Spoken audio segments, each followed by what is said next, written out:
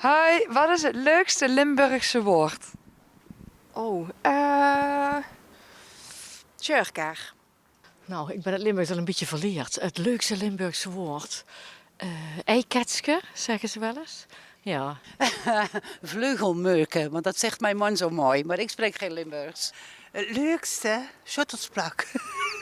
Oh, dat weet ik zo niet 1, 2, 3 niet. Oh nee. Ik zou niet 1, 2, 3 niet kunnen durven zeggen.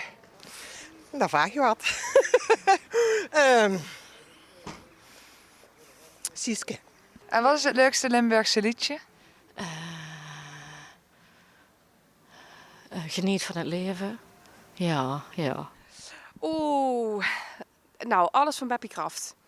Ja. Van Frans Pollux haalt me eens vast. Rauw en Heersenbeet, fijne nummers. Zullen we zeggen, dat leuk liedje van Limburg, wat we altijd zingen. Heb je het kapelke?